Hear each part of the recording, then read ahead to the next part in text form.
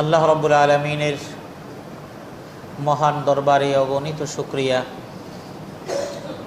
যে মহান রব্বুল আলামিন আমাদেরকে মেহেরবানি করে আজকের এই জুমার নামাজের জন্য সুস্থ রেখে মসজিদে আসার সুযোগ এবং তৌফিক দান করেছেন। সেজন্য রব্বুল আলামিনের দরবারে প্রাণ খুলে শুকরিয়া আদায় করি, আলহামদুলিল্লাহ। আমরা একটি আয়াতের উপরে আলোচনা করছিলাম, মৃত্যু সংক্রান্ত কিছু বিষয় নিয়ে আলোচনা করছিলাম। বিগত জুমাবারে আমরা তারই মাঝে পবিত্র আশুরা এ সংক্রান্ত যে সমস্ত হাদিস আছে সেগুলোর আলোকে কিছু কথা আপনাদের সামনে উপস্থাপন করেছি এবং বুঝাবার চেষ্টা করেছি যে আশুরা এটা শুধু কারবালার ঘটনাকে কেন্দ্র করে নয়, বরং আশুরার মর্যাদা আল্লাহ রাব্বুল আলামিন পূর্ব থেকেই দিয়েছিলেন। এর সাথে এই দিনে কারবালার এই ঘটনাটা হওয়ার কারণে নতুন মাত্রা যোগ হয়েছে, এর বাহিরে আর কিছুই নয়। আজকে আমি আলোচনা করতে চাচ্ছি আয়াতের প্রেক্ষিতে। সে আয়াতের আলোচনার সাথে একটি বিষয় চলে আসবে, যেটা হলো শোক পালন করা। এটা আমাদের প্রথাগত আমাদের সমাজের সাথে, আবার আশুরার যে শোক পালন এটার সাথে সম্পৃক্ত। আমরা ওই আলোচনায় যাব ইনশাআল্লাহ। যে হাদিসের মধ্যে আল্লাহ রসুল স্পষ্টতই বলে দিয়েছেন যে কোনো মুসলমান তার আপনজন কেউ ইন্তেকাল করলে তার জন্য সাধারণভাবে সর্বোচ্চ 3 দিন শোক পালন করবে।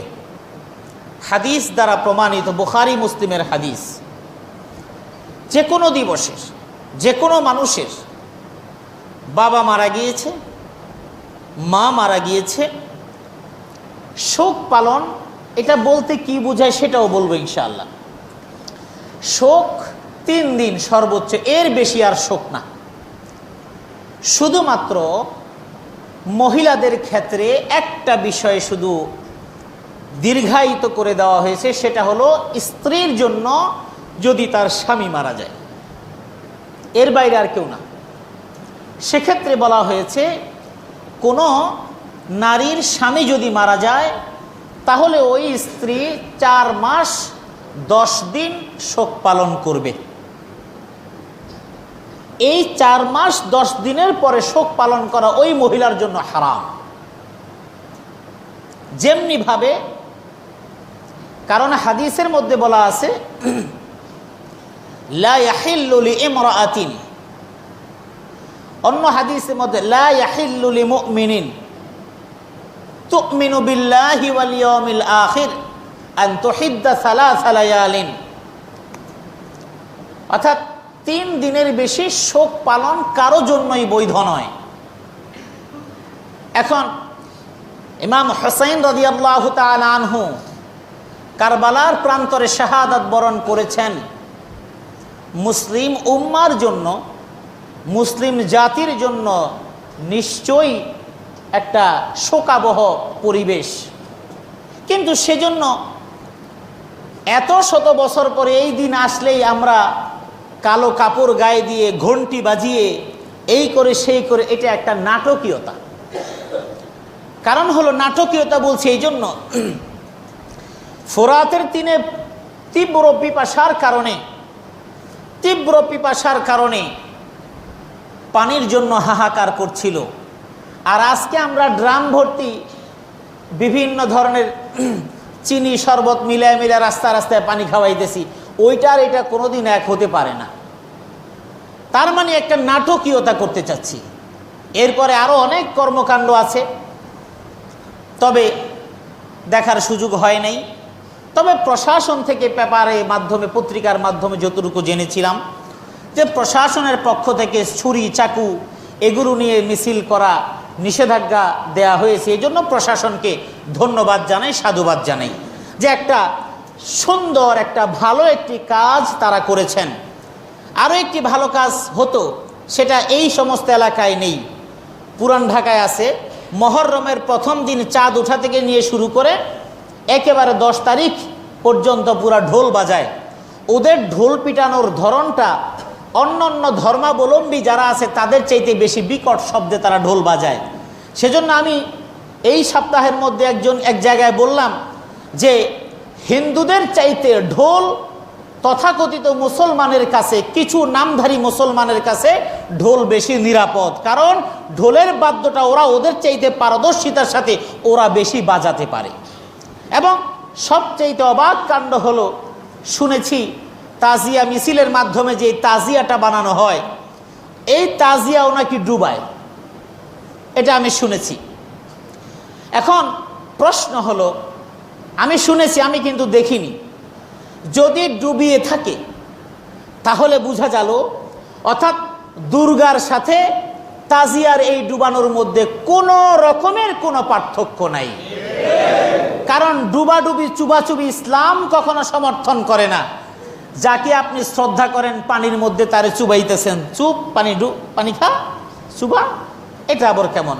এটা যার যার ধর্ম সে পালন করে করুক, এই ব্যাপারে আমরা তাদেরকে কখনো বাধা দেব না, বাধা দিতে যাবও না। কারণ ইসলাম কখনো অন্য ধর্মের অনুসারী যারা তাদেরকে বাধা দেওয়া ইসলাম কখনো শিখায় নাই।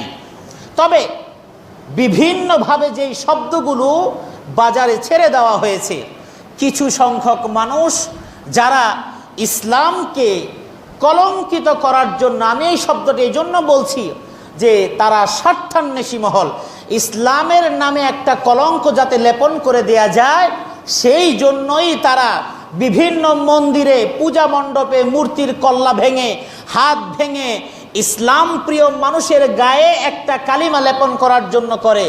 সত্যিকার ইসলামপন্থী, ইসলামকে ভালোবাসে, ইসলামের আদর্শ বুঝে, রাসূলের আদর্শ বুঝে এবং রাসূলের আদর্শকে ফলো করে এমন কোন ব্যক্তির পক্ষে অন্য ধর্মাবলম্বীদের গায়ে এবং তাদের ধর্মীয় উপাসনালয়ের কোনো কিছুতে আঘাত কোন মুসলমান কখনো শিখে নাই এবং কখনো করতে পারে না।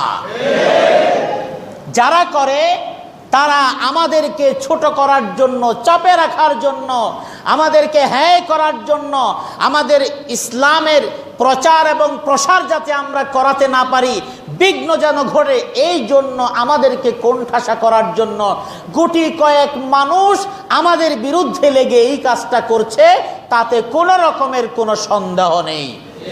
তবে এক্ষেত্রেও প্রশাসনকে আরেকটা সাধুবাদ জানাই যে তারা যথাযথ ব্যবস্থা নিয়েছে, কোনো অকারেন্স ঘটে নাই। অকারেন্স ঘটলে অটোমেটিক্যালি আমাদের গায়েই চাপত, কারণ যে যাই করুক না কেন নামটা এসে আমাদের ঘাড়েই চাপে। কারণ আপনারা সকলেই তো জানেন, কুমিরের রচনা সবাই পড়েছেন, গরুর রচনা সবাই পড়েছেন, এ ব্যাপারে গল্প সবাই জানেন। আবার একটু ওয়াজাক্কির ফাইন্নাজ যিকরা তানফাউল মুমিনিন, কোরআন বলছে জানা কথাও আবার বলো মুমিনের সামনে। কেন? এটা বললে মুমিনের স্মরণ হবে, মুমিন বুঝতে পারবে। সুবহানাল্লাহ। এজন্য বলছি, ছোট বাচ্চা শিখছে মাত্র একটা রচনা, গরুর 4টি পা, 1টি লেজ, 2টি শিং, 2টি চোখ, মুখ, জাবর কাটে, ঘাস খায় আমাদের পাশের বিলে, কিন্তু কমন পড়ে নেই। গিয়ে দেখলো রচনা এসছে আমাদের ছোট নদী, আমাদের গ্রাম, পড়ে গেছে গরুর রচনা। এখন ছেলে মহা টেনশনে পড়ে গেল যে গরুর রচনা পড়লাম, আসলো আমাদের ছোট নদী, আমাদের গ্রাম, এটা তো আর আমি পড়ি নাই। অনেক ভেবে চিন্তা করলো, যাক আল্লাহর নাম নিয়ে শুরু করে দেখা যাক কি হয়।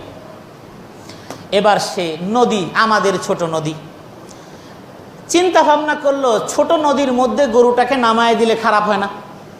এবার সে ছোট নদী, আমাদের ছোট নদী, আমাদের গায়ের পাশ দিয়েই বয়ে গেছে ছোট একটা নদী। সেই নদীতেই আমার বাবা প্রতিদিন আমাদের গরুটাকে গোসল করায়। গরুর 4টি পা আছে, 1টি লেজ আছে। শুরু হয়ে গেল গরুর রচনা। এই গরুর সমস্ত বর্ণনা দেওয়া শেষ, উপসংহার। নদীর পানিগুলি ঘোলা, শেষ হয়ে গেল, কিন্তু মাঝখানে রচনাটা হলো গরুর, নাম হয়ে গেল হলো আমাদের ছোট নদী। যে কারণেই আমাদের অবস্থাটা দুর্ভাগ্য, আমাদের এরকম, মন্দিরে যদি ঠাকুরের হাত ভাঙে তাও আমরা ভাঙি, যদি কোথাও যদি কোনো অকারেন্স ঘটে তাও আমরা করি, কিন্তু সময়ের ব্যবধানে দেখা যায় না আসলে ওরা করে না, এটা বলার জন্য বলেছিলাম না, এটা অন্য কেউ করেছে, কিন্তু এখন আর বলা যাবে না। এই জন্য সাধুবাদ জানাই প্রশাসনকে যে তারা এই কঠোর নিরাপত্তা ব্যবস্থা গ্রহণ করেছেন বিধায় কোথাও কোনো অকারেন্স ঘটেনি, আমাদের উপর অপবাদ আসেনি। তবে দুঃখ প্রকাশ করছি এই জন্য যে আমরা আমাদের সন্তানদের প্রতি কি দৃষ্টি দিচ্ছি। আমাদের সমাজের সন্তানেরা দুর্গা পূজাটাকে তাদের উৎসব মনে করে নিয়েছে। পৃথিবীতে সব কিছুর সংস্কৃতির পার্থক্য রয়েছে।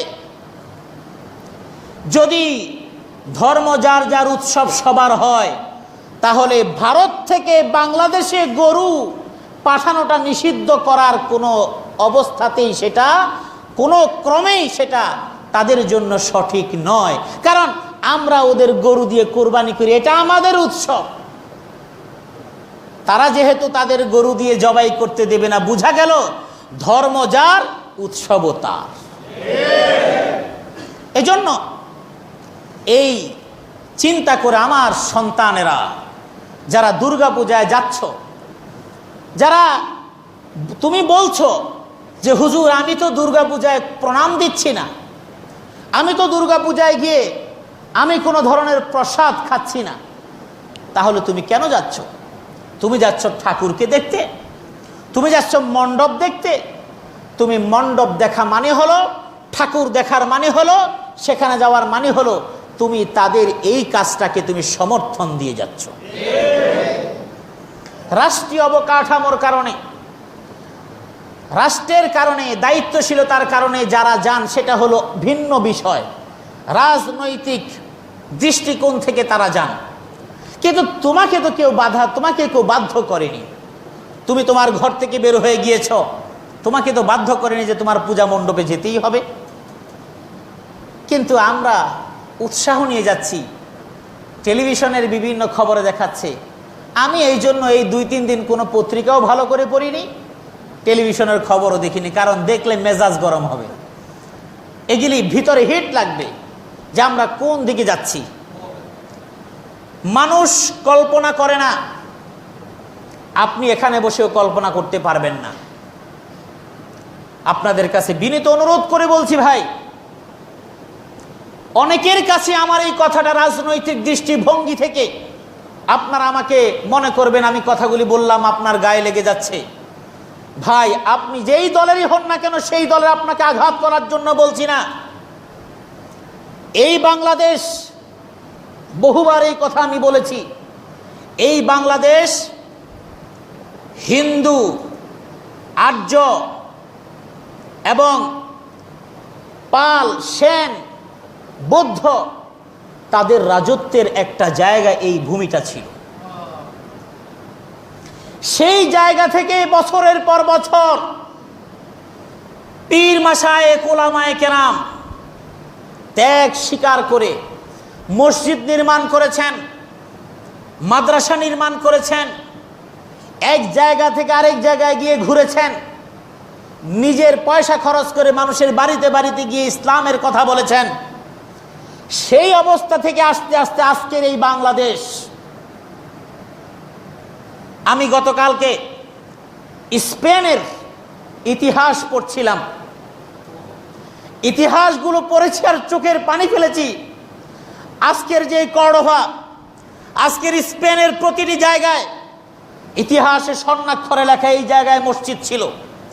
সেই মসজিদগুলোর মিনারের সেই জায়গার মধ্যে তারা গির্জার মিনার তারা বানিয়েছে। মিনারের ধরন দেখেই বোঝা যাচ্ছে যে এটা একটা মসজিদ ছিল। আজকে যারা স্পেন ঘুরতে যায় তারা সেই 450 বছরের, 550-800 বছরের মুসলমানের রাজত্বের সেই স্পেন, তারেক বিন জিয়াদের নেতৃত্বে বিজয়ী সেই স্পেন আজকে আজান দেওয়ার মতো কোনো মসজিদ খুঁজে পাওয়া যায় না। গ্রানাডার মসজিদে ঢুকলে বারণ করে দেওয়া হয়, নামাজ পড়া যাবে না। যারা বিভিন্ন সফরে সেখানে গিয়েছেন তারা দেখেছেন, সেখানে ঢুকার পরে খ্রিস্টানেরা সেখানে তাদের পূজা অর্চনা করে যাচ্ছে, কিন্তু মুসলমানদের যেই ক্ষেত্র সেই জায়গার মধ্যে এখন আজানের ধ্বনি এখন আর হয় না।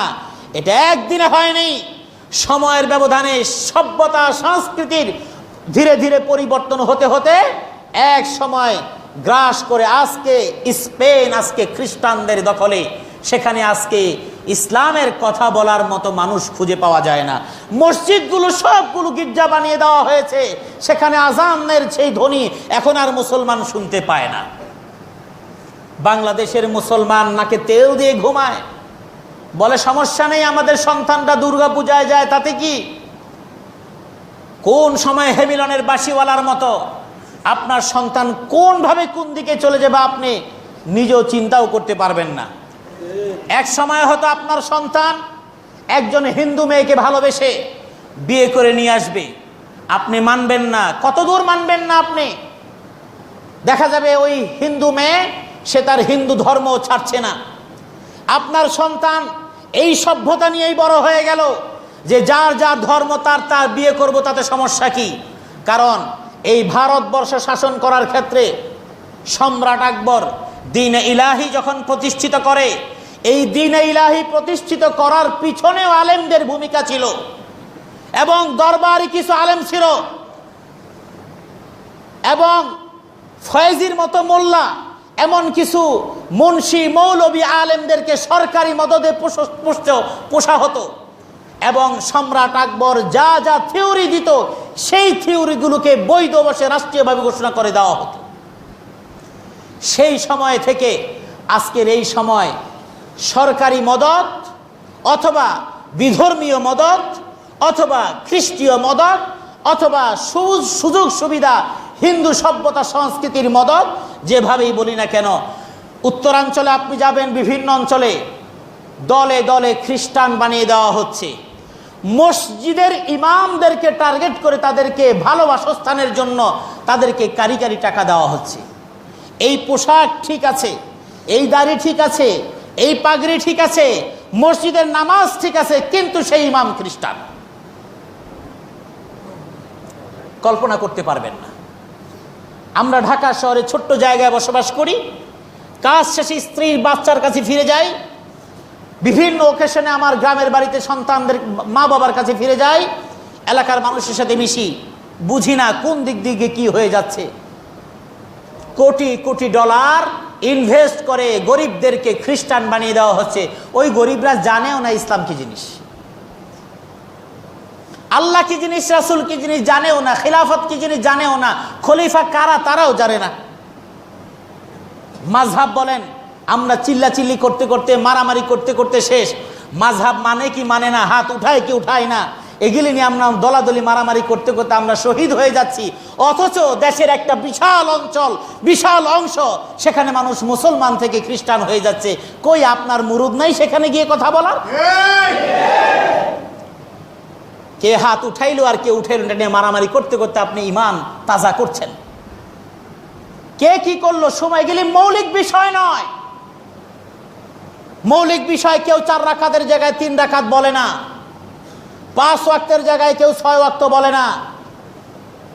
রফি আদায় একজন করছেন আরেকজন করছেন না, যিনি করছেন না তিনি রফি আদায় যিনি করেন তাকে আপনি বলে দিলেন এটা কোনো মুসলমানের জাতি না। এইভাবে একজন আরেকজন আবার তিনি আবার তাকে বলছেন, হাত যিনি নাভির উপরে বাঁধছেন, বুকের উপরে বাঁধছেন, নিচে বাঁধছেন, একজন আরেকজনকে দোষারোপ করে আপনি ফতোয়া নিয়ে যাচ্ছেন। অথচ দেশের বিশাল একটা গোষ্ঠী মুসলমান আজকে খ্রিস্টান হয়ে যাচ্ছে, সে ব্যাপারে আপনার কোনো মাথা ব্যথা নেই। জিজ্ঞেস করলে বলবেন হুজুর আমি কি করব। যেহেতু আপনি কিছু করতে পারবেন না, মুসলমানদেরকে ছোটখাটো আমল যেগুলি মুস্তাহাব পর্যায়ের, ওয়াজিবের পর্যায়েও না, এই বিষয়গুলো নিয়ে কাদা ছোড়াছুরি করেন না। যে কারণে এই যে আজকে যে কথা বলছি, একটা ছেলে বহুত মতাদর্শ হয়ে গেছে, লেখালেখি হচ্ছে এবং একটা আইনও পাশ হতে চলেছিল, সেটা হতে পারেনি এদেশের মানুষের আবেগের কারণে। যে হিন্দু মেয়ে হিন্দু ধর্ম পালন করবে, মুসলমান ছেলে মুসলমান ধর্ম পালন করবে। এই বিয়ে নীতিটা চালু হওয়ার কথা ছিল, হয়নি। কিন্তু বহু ছেলে পেলে এই আদর্শ নিয়ে বড় হচ্ছে, বলে সমস্যা কি, ও তো মানুষ আমিও তো মানুষ। তাদেরকে বুঝানো সম্ভব না আমাদেরকে। কিন্তু আপনার সন্তান এভাবে যদি একদিন হিন্দু একটা মেয়েকে ঘরে তুলে নিয়ে আসে, এখন হয়তো হিন্দুকে মুসলমান বানিয়ে নিয়ে আসে, কদিন পরে হিন্দু হিন্দুর অবস্থায় থাকবে। আমাদের বাংলাদেশে বহু দম্পতি আছে প্রমিনেন্ট, যারা বিভিন্ন ক্ষেত্রে তারা পরিচিত, স্বামী হিন্দু স্ত্রী মুসলমান, এবং তিনি ঢাকা ইউনিভার্সিটিতে আরবি সাহিত্যে অনার্স করেছেন। হিন্দু মুসলিম তারা সংসার করছে। আরো বহু আছে মেয়ে হিন্দু স্বামী মুসলিম। মিডিয়াতে বেশ কয়েকজনকে আমি ব্যক্তিগতভাবেই চিনি। তাদের বিয়ে শাদীর, তাদের ধর্ম, তাদের চিন্তা হলো বিয়ে করেছি, তাতে কি, হিন্দু আর মুসলিম তাতে কি নাম লেখা আছে নাকি। এবং ভারতবর্ষের নায়ক নায়িকা যারা আছেন তারাও এই চিন্তা চেতনার আলোকেই তারাও হিন্দু বউ নিয়ে তারা সংসার করছেন। তিনি মুসলমান, তিনি হজে যাচ্ছেন, তারই ঘরের মধ্যে সেখানে মূর্তি আছে, তার স্ত্রী সেখানে প্রণাম করছে, পূজা করছে। আবার তার ঘরের মধ্যে তিনি কখনো প্রয়োজন হলে যায় নামাজ বিছিয়ে নামাজ পড়ছেন। আমার মনে হচ্ছে মানে ইসলামটা মনে হয় আমাদের কাছে লিজ দেওয়া হয়ে গেছে, যে যার মতো খুশি সে তার মতো ইসলাম পালন করবে। এই সুযোগ আল্লাহ রাব্বুল আলামিন কোন মুসলমানকে কখনো দেন নাই। আল্লাহ বলছেন উদখুলু ফিস সিলমি কাফা, ইসলামে প্রবেশ করো পরিপূর্ণভাবে, আধা আধি প্রবেশ করার কোনো সুযোগ নেই। কথা প্রসঙ্গে বললাম ভাই, কষ্ট লাগতে পারে আপনাদের। আমি কোনো দল, কোনো ব্যক্তি, কোনো আদর্শকে লক্ষ্য করে কিংবা আঘাত দেওয়ার জন্য কথা বলিনি। আপনি যদি জোর করে মনে করে নেন আমার কিচ্ছু করার নেই, কিন্তু এটাই হলো বাস্তব। সময়ের ব্যবধানে আজকে অনেক বাবারা আক্ষেপ করে বলে, হুজুর কি দিন আইলো ছেলে মেয়ের আজকাল কথা শোনে না। এই কথাটা কেন বলছেন? এটা তো আমার রাসূলের হাদিসের কথা। একটা সময় আসবে, এই হাদিসটা সম্পর্কে আমি আলোচনা করেছি, একটা সময় এমন আসবে, সেই সময়টা এখন পার করছি, কি কি কারণে তাও বর্ণনা দিয়েছি, আল্লাহ রসুল বলে দিয়েছেন। এখন আমরা যখন বলি তখন খারাপ লাগে, কিন্তু যখন অবস্থাটা পরিবর্তন হয়ে যায় তখন বলো হুজুর আসলে এইরকম করে তো ভাবিনি কখনো। সেজন্য ভাই, আপনার সন্তান কোথায় যায় যেমন খেয়াল রাখা দরকার, আপনার পরিবারের সদস্য আপনার ধর্মের যে উৎসব সেই উৎসবটাকেই নিজের উৎসব বলে আপনি পালন করবেন। অন্য ধর্মের উৎসব কখনো আপনার উৎসব হতে পারে না। আর যদি অন্য ধর্মের উৎসব আপনি পালন করতে যান তাহলে পালন করতে পারেন, কিন্তু রাসূল আকরাম সাল্লাল্লাহু আলাইহি ওয়াসাল্লামের যে হাদিস, মান তাশাব্বাহা বিকাউমিন ফাহুয়া মিনহুম, আপনি যদি তাদের সাথে সাদৃশ্য রেখেই আপনি পালন করতে যান আপনি তো তাদেরই দলভুক্ত। আজকে টেরও পাচ্ছেন না কিভাবে আপনার মধ্যে ঢুকে যাচ্ছে। এইরকম পায়জামা পরলেন যেই পায়জামা আপনি কোনোদিন পরেন নাই। আমি যাচ্ছি, বিশাল বড় একটা বিলবোর্ড, সেখানে একটা ছোট্ট বাচ্চার পরনে একটা পায়জামা, তাকিয়ে দেখলাম ও আচ্ছা পায়জামার ধরন পাল্টা গেছে ধুতির স্টাইলে, যে কোনো বড় কোম্পানি। এবং তারা মোটামুটি এই সমস্ত প্রোগ্রামগুলোকে খুব মহাসমারোহে উদযাপন করে। এবং দেখলাম মানুষের মধ্যে প্রবণতা, শারদীয় শুভেচ্ছা মুসলমানরা এমন জানাইতেছে, ঈদুল ফিতর ঈদুল আজহায় এত শুভেচ্ছা জানায় না। আমার মনে হলো যে তারা অতি আধুনিক এবং অতি মানবতাবাদী এবং অতি অনেক কিছু বুঝাবার জন্যই মনে হয় সবার ঘরে ঘরে শারদীয় উৎসব এবং শুভেচ্ছা জানাচ্ছে। মনে রাখবেন, আপনি কাকে কিভাবে শুভেচ্ছা জানাচ্ছেন, কিভাবে আপনি মূল্যায়ন করছেন, আপনার মনের মধ্যেও কি আছে সেই বিষয়টিও আমার আল্লাহ পরিপূর্ণভাবে হেফাজতের জন্য ফেরেশতা নিযুক্ত করে রেখেছেন। মা ইয়ালফিযু মিন কাউলিন ইল্লা লাদাইহি রাকীবুন আতীদ। সব কিছু রেকর্ড হয়ে যাবে। মরার পরে আপনি বলবেন, আল্লাহ ওইটা রাজনৈতিক পদ পদবীর জন্য জানাইছি, না জানাইলে তো পদ পাই না। আল্লাহ রাব্বুল আলামিন সে কথাই কোরআন এবং সুন্নাহর মধ্যে বলে দিয়েছেন। আল্লাহ পাক রব্বুল আলামিন ওই আয়াতের আলোকে বেশ কিছু কথা আপনাদের সামনে সেজন্য উপস্থাপন করছি। মানুষ মারা যায়, মারা যাওয়ার পরে তখন শোক পালনের বিষয়টি আসে। এটা একটু বলে নিই। একটু কথা বলেছি, এটা আরেকটি কথা বলছি, সেটা হলো মহিলাদের ব্যাপারে।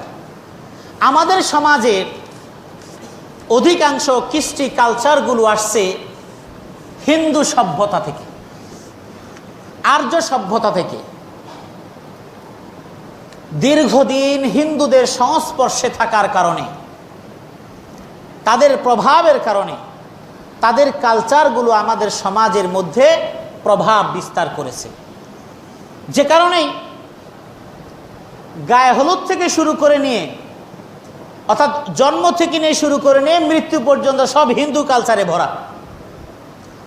গ্রামাঞ্চলে যখন ঘর উঠাতো, আমার মনে আছে, আপনাদের তো যারা বয়স্ক তাদের বেশি মনে আছে, খুঁটিটা দেওয়ার পরে একটা লাল রঙের গামছা এবং একটা ঘট মাটির, এটাকে খাম্বার সাথে বেঁধে দেওয়া হতো। কারণ এটাও হিন্দুয়ানি কালচার। এবং এই মিস্ত্রির কাজ যারা করতো তাদের অধিকাংশই হিন্দু। মুসলমানরা অনেক কাজ আগে করতো না তাদের মর্যাদা আত্মসম্মান বোধের কারণে। এখন আর মর্যাদা বোধ নেই, এখন যে যেটা পায় এটাই করে, সমস্যা নেই। আর মানুষও এখন মানুষের ব্যক্তিগত সম্মান মর্যাদা চাইতে পকেটের অবস্থা দেখা হলো তার মূল্যায়ন। পকেট একবার দেখে এটা কি মোটা, পরে চিন্তা করে কাগজের না টাকার, কনফার্ম হওয়া দরকার। কারণ অনেক সময় শুনেছি এবং অনেককে দেখেছিও, যুবক ভাইরা মাইন্ড করতে পারে, তোমরা মাইন্ড করো না। কথাটা হলো, ইউনিভার্সিটির লাইফে দেখতাম মানি ব্যাগের ভিতরে অনেকটি কাগজ ভাঁজ করছে, অনেকগুলি ভিজিটিং কার্ড, যে কোনো একজন আমার পরিচিত। আমি বললাম, এত ভিজিটিং কার্ড তোমার মানি ব্যাগে কেন? কয় না, এটা লাগে, এটা একটু উঁচা রাখার জন্য। তো উঁচা কেন? কয় যে পকেটে রাখলে পকেটটা একটু উঁচা লাগবে। আমি বললাম, পকেট উঁচা রাখার দরকার কি? কয় কিছু আছে বুঝাইতে হবে না। তার মানে পাবলিকরা ধোকা দিতেছে যে ওর পকেটে অনেক পয়সা, কিন্তু সিঙ্গারা খায় বাকি। তো এখন আমরা যেভাবে মানুষকে মূল্যায়ন করি, পকেটের দিকে তাকায় দেখি, পকেটের দিকে তাকায় মানে এরকম তাকায় এরকম না, মানে এটার একটা ভাবার্থ বলছি। অর্থাৎ তার সামাজিক অবস্থা মূল্যায়ন, তার শিক্ষা, ভদ্রতা, এইসব বিষয়ে না, তার অর্থবিত্ত আছে কিনা এই দিকে যখন মূল্যায়ন, তখন মেয়ে দেওয়ার ক্ষেত্রে আবার ছেলে বিয়ে করানোর ক্ষেত্রে ওটাই মূল্যায়ন হয়। যে কারণেই আমাদের সমাজে বিয়ে শাদী করানোর পরে শ্বশুর শাশুড়ি তখন বলে, পরিচিত যদি হয়, পরিচিত আত্মীয় স্বজনের সাথে যদি হয়, অথবা যদি কোনো হুজুরের কাছে একান্ত যাওয়াই লাগে, না ঠেকলে তো আর হুজুরের কাছে সহজে কেউ আসে না। হুজুরদের কাছে মানুষ না ঠেকলে কিন্তু সহজে আসে না, যখন ঠেকা যায় তখনই কিন্তু হুজুরের কাছে আসে। যেমন মনে করেন কেউ, আবার অনেকে এখানে আছেন, মাইন্ড করেন না যে হুজুর তাহলে আমি ফোন দিছি, আমার ফোনে কি বলতেছেন না। অনেক ভাইরা অনেক সময় ফোন দেন মাসালা জানার জন্য। তো তিনি তখন ফোন দিলেন, দেখা গেল ওই সময় তার মাসলাটা মনে হয়েছে, আর ওই সময় আমি হয়তো বাথরুমে যাব, কথার কথা। এখন তিনি ফোন দিয়ে বললেন, হুজুর সালাম কালাম বিনিময়ের পরে আমি অমুক জায়গা থেকে হুজুর একটা মাসালা ছিল। আমি বললাম যে ভাই একটু পরে বলেন। হুজুর এই 2টা মিনিট দেন। আমি যখন বলছি একটু পরে বলেন, তাহলে তার বোঝা উচিত যে আমি নিশ্চয়ই কোনো কাজে আছি। পরে লাইনটা কেটে দিতে বাধ্য হলাম। অথবা বললাম যে ভাই, বুঝিয়ে বললাম যে ভাই আমি একটু ঝামেলায় আছি, আপনি আমাকে আসরের পরে ফোন দেন। আচ্ছা ঠিক আছে হুজুর, উনিও রেখে দিলেন। কিন্তু আমি জানি উনি আর আসরের পরে ফোন দেবেন না। কেন? ওনারা এখন মনে হয়েছে এখনই তার দরকার। আসরের পরে আমার কাছে জানার জন্য তার এত পর্যাপ্ত সময় নিয়ে উনি ঘোরেন না। হিসাবটা হলো এরকম। তো যাই হোক, না ঠেকলে কিন্তু আমাদের কাছে কেউ আসে না। কখন আসে? ছেলে উথাল বাতাল করে, খালি টাকা নেয়, ভাঙচুর করে ঘরে, বাধ্য হয়ে হুজুরকে, হুজুর পোলাটা লয়েছে একটু ফু দিয়া দেন। এছাড়া কিন্তু হুজুরের কাছে, হুজুরে গাইলেতে গেলে তো একা ধারা, এ হুজুর এটি মানুষের জাত নাই, মানুষের বাড়ি খায় আর ঘুমায় আর মসজিদে উল্টা পাল্টা গালি কথা খায়। এখন হুজুরের কাছে যাবে, এখন ট্যাক্স এখন আসতে হবে। আল্লাহি আপনারা কেউ কিন্তু এটা নিয়ে মনে করেন না যে হুজুরের কাছে যাই বলে কথা, না, সেটা না, অনেকের ক্ষেত্রেই বলছি। তো এখন প্রশ্ন হলো মূল্যায়নটা সেইভাবে হয়, সে কারণে দীর্ঘ সংস্কৃতির বলয়ের কারণে আমরা জন্ম থেকে নিয়ে মৃত্যু পর্যন্ত এই সংস্কৃতি, যে কারণে ওই খাম্বার মধ্যে লাল সুতা এবং ঘট সেটা বাঁধা ছিল, দীর্ঘদিন চলছে। এখন তো আর কেউ খাম্বাওয়ালা ঘর কম উঠায়, সব বিল্ডিং হয়ে যাচ্ছে, এখন আর ঘটি গাড়ি বাঁধে না। দোকান খোলা, হিন্দুরা যখন দোকান খোলে, দোকানের ঝাপ খোলার পরে তারা আগরবাতি জ্বালায়, আগরবাতি জ্বালাইয়া সেটা ক্যাশ খোলার পরে আগরবাতি ধোয়া ক্যাশের মধ্যে দেয়, তারপরে দরজার সামনে ধোয়া দিয়ে এরকম এরকম করে তারপরে এরকম করে। মুসলমানরাও ক্যাশ খোলার পরে আগরবাতি একটা জ্বালায় ক্যাশের কোনায় গাড়ার পরে অনেকে আবার ধোয়া এরকম এরকম করে দেয়, পানি ছিটাও মারে। এখন পানি ছিটা যদি আপনি মারেন, ধুলা উড়াবার যাতে না ওড়ে, দোষের কিছু না। কিন্তু যদি আপনি মনে করেন দোকান খোলার পরে বরকতের জন্য পানি ছিটা মারতে হয়, আগরবাতি জ্বালাইতে হয়, তাহলে আপনি সরাসরি শিরক করে ফেললেন। কারণ এই আগরবাতির মাধ্যমেই আপনার রুটি রুজি বাড়বে, এই চিন্তা করলে আপনি শিরক করে ফেললেন। ওই হিন্দু সভ্যতা থেকে আপনি এটা শিখেছেন, আমি ছাড়তে পারি না। যদি কোনো দোকানদারকে বলি ভাই এগুলি করেন কেন, পরের দিন আমারে দেখলে চিন্তা করবো আরেক দিকে ফিরে থাকবে, হুজুর এদিক দিকে যাক, তারপর আগরবাতি জ্বালান। তো যাই হোক, এটা এভাবে আসছে। ওরা ধূপ জ্বালায় তারপরে দোকান খুলছে কেউ, আপনি গেলেন কিছু একটা জিনিস কিনলেন, কিনতে গেলে নগদ এবং বাকি দুটোই শরীয়তে জায়েজ, বেচা বিক্রি। আমি বিক্রি সংক্রান্ত আলোচনা কখনো করলে বিস্তারিত আলোচনা করবো ইনশাআল্লাহ। নগদ এবং বাকিতে দুটোই বিক্রি জায়েজ। আপনি দোকানে গেছেন, অনেক দোকানদার ভাইরা আছেন, আবার মনে করেন না হুজুর যাও আমরা করতাম, আমাকে 12টা বাজায় দিলেন না। বিশ্বাস নিয়ে থাকতে হবে। আপনি বাকিতে বিক্রি করবেন না, সেটা আপনার ব্যাপার। রাসূল আকরাম সাল্লাল্লাহু আলাইহি ওয়াসাল্লামের যুগে বাকি বিক্রি, ঋণ দেওয়া, ঋণ নেওয়ার ব্যাপারে যে পদ্ধতিগুলি বলা হয়েছে, নিঃসন্দেহে মুসলমানের চরিত্রে সেটা থাকা উচিত ছিল। কিন্তু এখন তো সমস্যা, বাকি নিলে জনম বাকি, এই ঋণ কোনোদিন শোধ হবে না, এই জন্য কেউ বাকি দেয় না। কেউ যদি কারো থেকে ধার নেয়, এই ধার কবে যে নিল আর কবে যে দিব, এটা হয়তো মরণের আগ পর্যন্ত কেউ বলতে পারবে না। এটা তো আমরা এটাকে নষ্ট করে দিয়েছি, সেটা তো অবশ্যই আছে। আমি ইসলামের দর্শনটা বলছি। আপনার বিশ্বাসটাকে চেঞ্জ করেন, দেন না দেন আপনার ব্যাপার। দোকান খোলার পরে আমি গেলাম, বললাম যে ভাই 250 গ্রাম মুড়ি দেন। হয়তো ঘটনাক্রমে জামাটা গায়ে দিয়ে গেলাম, শার্টটা গায়ে দিয়ে গেলাম। ভাই আমি না, মানে কথার কথা বলছি যে হুজুর তাহলে শার্টও গায়ে দে। জায়েজ না জায়েজের মশলা পরে, হুজুর যদি শার্ট গায়ে দেয় তাহলে হুজুরের থেকে এটা খারিজ হয়ে গেল, শেষ, এটা শেষ বাংলাদেশে।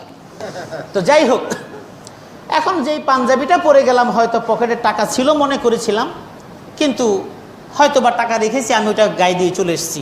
এখন মুড়ির দাম হয়তো কত জানি না, 15-20 টাকা। যাই হোক, বলবে হুজুর মুড়িও কি কিন না খান না?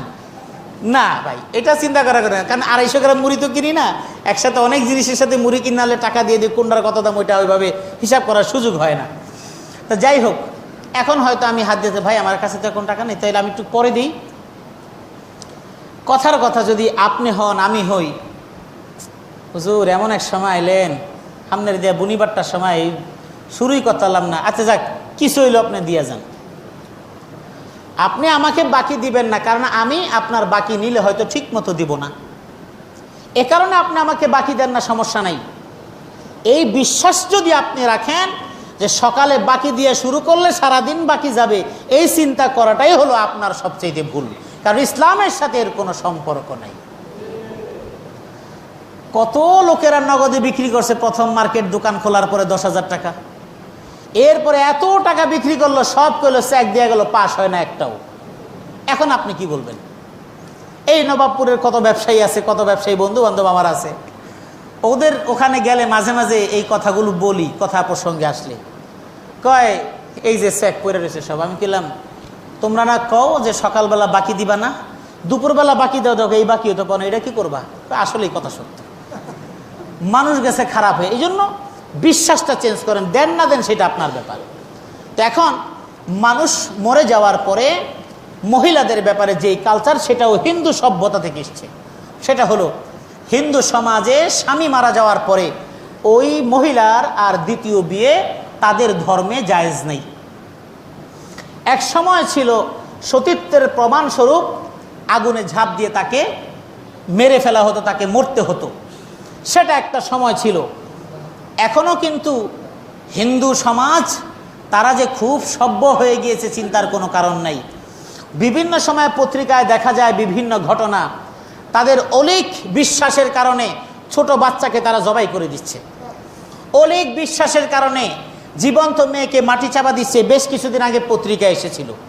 এই রকম অনেক ধারণা এখনও তাদের মধ্যে আছে এবং বিভিন্ন মাধ্যমে এবং সামাজিক যোগাযোগ যেই সমস্ত মাধ্যমগুলো, সেই সমস্ত মাধ্যমে পাওয়া যায়।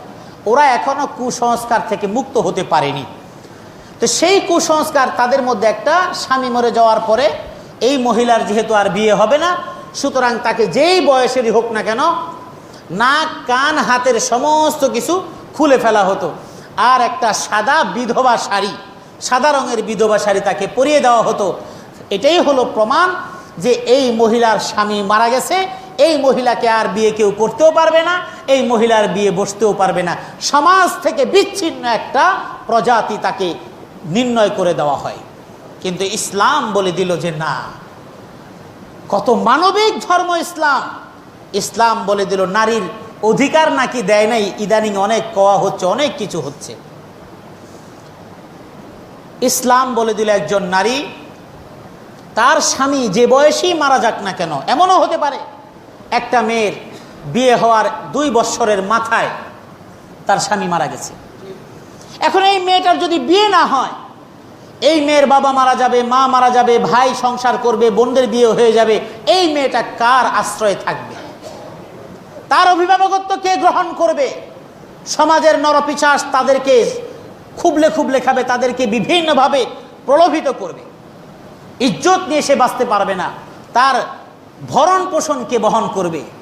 ইসলাম বলে দিল এই মহিলার যে কোনো পুরুষের সাথে সে বিবাহ বন্ধনে আবদ্ধ হতে পারে, শুধুমাত্র 4 মাস 10 দিন সে শোক পালন করে সে বিবাহ বসবে না।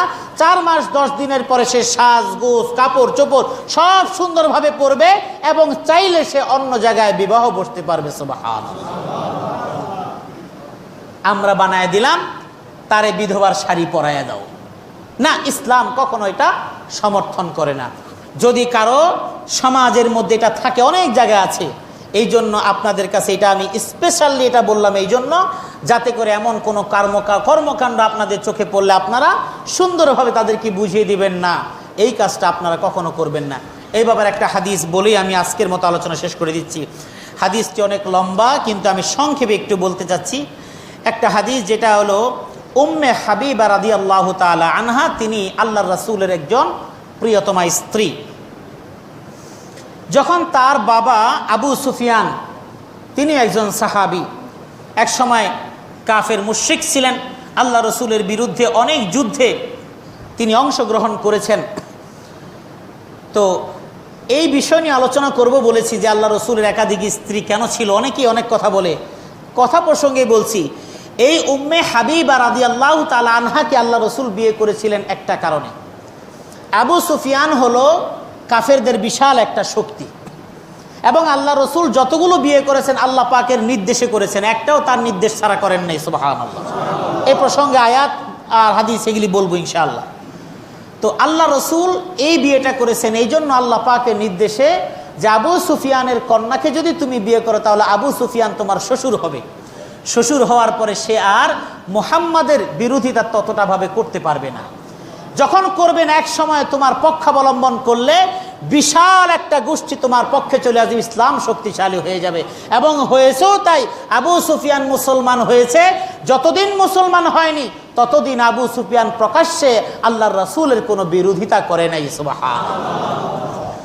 যখন আবু সুফিয়ান ইন্তেকাল করলেন তখন এই হাদিসের রাবি যায়নাব বিনতে আবি সালামা, আল্লাহ রসুলের আরেকজন স্ত্রী, তিনি বলছেন যে আমি তখন গেলাম, ফাদাআত বিতিবিন ফিহি সুফরাতা খালুফিন, উম্মে হাবিব আল্লাহ রাসূলের স্ত্রী, তিনি তার দাসীকে বললেন, তুমি একটু, এখানের বর্ণনাকারী বলছেন যে হলুদ রঙের অথবা অন্য কোনো রঙের একটা সুগন্ধি নিয়ে আসতে বললেন, এবং আনার পরে তিনি এই দাসীও গায়ে মাখলো এবং সুম্মা মাসাত বিআরজাইহা, তিনিও তার দুই পাশে ভাবে সুগন্ধি মাখলেন। এরপরে বললেন, ওয়াল্লাহি মালি বিতিব্বি মিন হাজাতিন, আমার এই মুহূর্তে সুগন্ধি ব্যবহার করা কোনো প্রয়োজন ছিল না, কিন্তু কেন ব্যবহার করলাম, গায়রা আন্নী সামি'তু রাসূলুল্লাহি সাল্লাল্লাহু আলাইহি ওয়াসাল্লাম ইয়াকুলু আলাল মিম্বার, আল্লাহর রাসূলকে আমি মিম্বারে অর্থাৎ এই মিম্বারে বসে বলতে শুনেছি, লা ইয়াহিল্লু লিইমরাআতিন, কোন মহিলার জন্য হালাল নয়, তুমিনু বিল্লাহি ওয়াল ইয়াউমিল আখির, যে আল্লাহ এবং পরকালের প্রতি বিশ্বাস রাখে, আন তুহিদ্দা আলা মাইয়িতিন, কোন মৃতের জন্য ফাওকা সালাসি লায়ালিন, 3 দিনের বেশি শোক পালন করা কোনো মহিলার জন্য জায়েজ নাই, কোনো পুরুষের জন্য জায়েজ নাই, ইল্লা আলা জাওজিন, তবে স্বামীর ক্ষেত্রে একটু ভিন্ন, সেই ক্ষেত্রে আরবাআতা আশহুরিন ওয়া আশরা, সেটা হলো 4 মাস 10 দিন শুধুমাত্র স্ত্রী শোক পালন করবে, এছাড়া 3 দিনের বেশি কোনো শোক কেউ পালন করবে না। সুবহানাল্লাহ, বুখারী এবং মুসলিমের হাদিস। আরো অনেক লম্বা কথা, মূল কথাটা এখানে। এই জন্য আমরা এই সভ্যতা, এই সংস্কৃতিকে কখনোই লালন করব না যে একজন মহিলা তার স্বামী ইন্তেকাল করেছেন, তাকে আমি বিধবা শাড়ি পরিয়ে দেব। ইনশাআল্লাহ ইসলাম এবং অন্যান্য ধর্মে নারীদের মূল্যায়ন, তার অধিকার কি দিয়েছে, এই সম্পর্কে একটা বই আপনাদের কাছে আসবে ইনশাআল্লাহ, যদিও খুব বেশি না, ছোট করে লিখেছি, এটা আসবে এবং সেটা একদম প্রমাণ সাপেক্ষে, একেবারে হাদিস, কোরআন এবং বিভিন্ন দার্শনিকদের কথার কি রেফারেন্স সহকারে, সেটা পড়লে আমার বিশ্বাস সংক্ষিপ্ত পরিসরে এতটুকু বুঝে যাবেন যে নারীদেরকে ইসলাম অধিকার দেয় নাই বলে অনেক কথা বাতাসের মধ্যে ছড়ানো হয়। ওটা পড়ার পরে তখন মনে হবে আল্লাহর কত বড় নিয়ামত যে ইসলাম আমাদেরকে দিয়েছেন, নতুবা অন্য ধর্ম যদি থাকতাম তাহলে এই অধিকার পেতাম না। সর্বশেষ একটা কথা বলি, আমেরিকা আজও পর্যন্ত, তারা যে কথাই বলুক না কেন, আজও পর্যন্ত কিন্তু কোনো নারীকে কোনোদিন প্রেসিডেন্ট হিসেবে তারা মেনে নেয় নাই। মনে রাখবেন, ইতিহাসের এই পর্যন্ত কিন্তু তাদেরকে এভাবে নেয় নাই। এই জন্য অনেক বোদ্ধারা এবারও ভাবতেছে এমনও হতে পারে নারী হিসেবে তারা কোনো প্রেসিডেন্টকে মেনে নিতে নাও পারেন, সিস্টেমে পড়েও যেতে পারে, আবার হতেও পারে। তবে নারীবাদী হিসেবে যারা যত কথাই বলে, এটা শুধুমাত্র বলার জন্য, মুসলমান নারীদেরকে ঘর থেকে বের করার জন্য, এছাড়া অন্য কোনো কারণ না। এটা আমরা বুঝতেছি না, বুঝবো ওই রকম কোনো করুণ ইতিহাস যখন ঘটে যাবে, যখন নাকি সব শেষ হয়ে যাবে। আজকে আমাদের পরিবার ধীরে ধীরে শেষ হয়ে যাচ্ছে। একান্নবর্তী পরিবার এক সময় ছিল, এখন সেটা নেই। আজকে আমরা মা বাবা ভাই বোন নিয়ে অন্তত পক্ষে আছি। এটাও যদি শেষ করে দেয়া যায়, ইহুদি খ্রিস্টানরা বুঝবে যেই লেজ আমাদের কাটা গিয়েছিল, আমরা তোদের লেজটা সেভাবে কাটতে পেরেছি, এটাই হলো আমাদের সবচেয়ে বড় সফলতা। কারণ আগের দল যেভাবে আউট করে, পরের দলও চায় তার চাইতে করুণভাবে ওই দলটাকে আউট করার জন্য। কারণ মুসলমানরা শাসন করেছে, সেটা তাদের মনে আছে। এই মুসলমান শাসিত দলকে কিভাবে পরাজিত করে তাদের উপরে দাঁড়িয়ে থাকা যায়, সেই কৌশলেই তারা চালাচ্ছে। আর মুসলমানরা মনে করছে, হ্যাঁ আপনারা যখন এটাই ঠিক। আল্লাহ পাক রব্বুল আলামিন আমাদেরকে সঠিক দিক দর্শন বুঝার তৌফিক দান।